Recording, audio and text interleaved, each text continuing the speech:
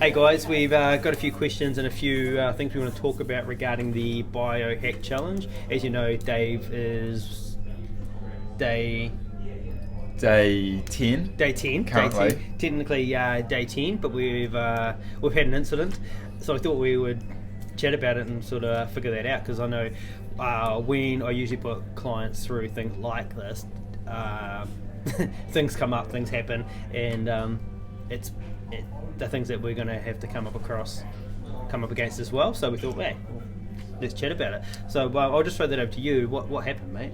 So Tuesday night, I caught up with a friend of mine that hadn't seen for about 6 months, and we're going out for dinner and maybe some drinks. He was going to have some drinks. I was just going to have some water. But he's like, mate, what are you doing this challenge for? And I'm like, oh, lose body fat and build some muscle mass and just like reset my system, get into a better pattern of nutrition. And he's like, mate, look at you, like you don't need to lose body fat. Yeah. Have a beer with me. I'm like, no, I'm good. Anyway, I had the beer in the end and a dessert, and it didn't feel good afterward. Okay, yeah. So a couple of things have happened there that we want to talk about. Firstly, what we need to look at is identify what the other person's doing. So what they can often do is justify their actions by getting you to do the same thing. So it's very hard for you to encourage them not to do that, so which you wouldn't even try. No one even does it that way.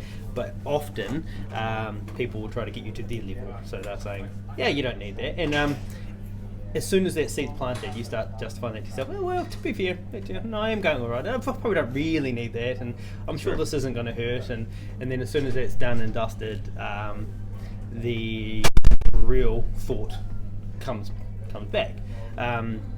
So what you want to do is, when people are doing that to you, be aware of it first, so you can make your decision on what you want to do, not what they've encouraged. But that's pretty easy to do that, isn't it? Yeah. And as soon as you had the beer, that was game over, because you've already broken the carb thing. True. Yeah. So exactly. as soon as it's broken, you think, well, I've already done that, so I'll do that. I'll start again tomorrow. I did minimise the damage slightly. There was no burgers, there was a salad, so there was no carb in the main meal, but there was dessert. So I'll explain why that doesn't actually matter. Great though, great that you did minimise it. So what happens is, as soon as we add any form of carbohydrate in there, the body is going to drop the insulin, and that's just going to stop the whole process of what we're doing. So any form of carbohydrate that's going to do that will stop it cold. So unfortunately, it wouldn't actually matter. You could have had your burger, mate. You've missed out, if anything. So we're back to day 2 then. Yes, because it has to start from zero again. Gotcha. Which is okay, because it's there's a bit of learning in that first wee thing as well. Yeah, and I think one thing that people need to do is just get over it as well. It doesn't really matter. It has happened. Being pissy about it or anything. That's right. Do it either. It's, if you're going to do it, it would be best to have it because you chose to have it, not because of outside influence. That's how marketing works, isn't it? I agree. Drive past, you see McDonald's banners repeatedly, and then you feel like McDonald's all of a sudden. That's right. That's exactly right. That's why the refeed is a planned thing, so it's not a mistake. By the time you get there, you already sort of kind of know what you're doing. That's right. And what you're having.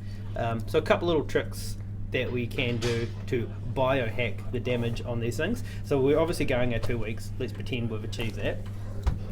Once we're further down the track, if we're going to have a blowout, which people do at times, and you're probably going to have them every now and then, eh?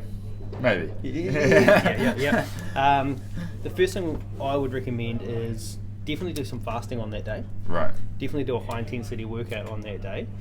And then the following morning, I'd fast for quite an extended period, also followed by a high intensity workout. Right. That's going to minimise the damage from the overfeed. From that event. Yeah, so we're dropping our carbohydrates quite low on the day, even our calories. Then we're going to get ourselves in a really good burning state. We're going to overeat and have fun, do whatever we want. The next morning, we're not.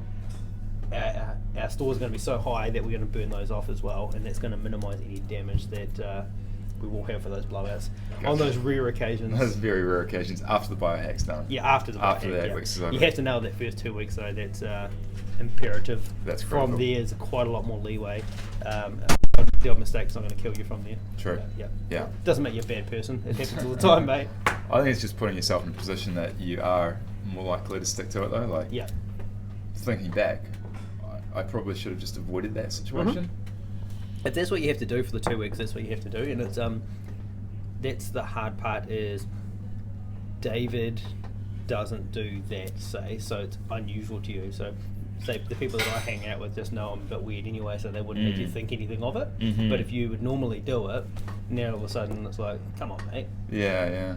I think like, everyone's got, as you say, everyone's got different groups and circles of friends, Yeah. and so like, certain groups would be Yeah. fine with that, but Yeah, certain not so much. it's eh? nothing against this guy. It's just that And he's just got no there's- awareness. There's of no that. malice behind what they're No, trying to do. They no. just don't understand. That's right. Or don't get it, and they're just looking at you thinking, "Hey, mate, you don't need to do that." And it's like, well, it's not. I'm not doing it because I need to either. No, really. I'm no, choosing to that's do it. right. That's right. Yeah. Yeah. And we had another question from Joe. She was talking about travelling over that BioHack and taking apple cider vinegar and all those types of things. The easiest thing is to take a lemon. Use lemon instead of apple cider vinegar for that period. Not through the whole BioHack, preferably. But if you're just going away for a night or two, just take a lemon and exchange that.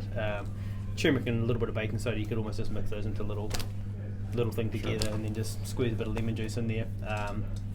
That would be the answer for that. Yeah. And like a little bag. Yeah. Airport security wouldn't have a problem with that. No, they should be fine. I have been. I remember the first time I travelled with protein powder and stuff, and they were checking my stuff. I was like, oh no, I think I'm smuggling something. But Just gains. yeah. They're like, oh yeah, makes sense. Yeah. So just to confirm, lemon, just fresh lemon juice Yep. with water. Yep. Yeah. Yep. Yeah. Yep. So it's exactly the same, except you're not putting apple cider vinegar in. You're putting in lemon, so fresh lemon. Right. Squeeze that in there, and she's away. Good. So everyone else is starting off the challenge next Monday. Next Monday, yeah. Yeah. Game on. Any other questions or you're unsure about anything, just fire them out, because there are definitely going to be some questions, and we want to be able to make sure you have it as easy as you can. Beautiful. Cool, mate. Done. See you next time.